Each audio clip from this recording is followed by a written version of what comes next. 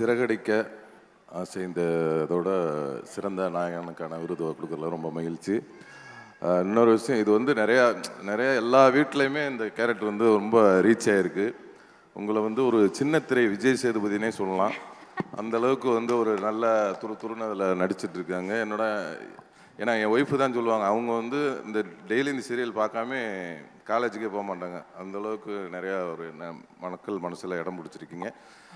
ரொம்ப இந்த விருதை கொடுத்ததில் ரொம்ப மகிழ்ச்சி அடைகிறேன். அதுவும் இந்த சின்ன திரை விருது விகடனோட தயாரிப்பில் தான் இந்த சீரியல் வந்திருக்கு.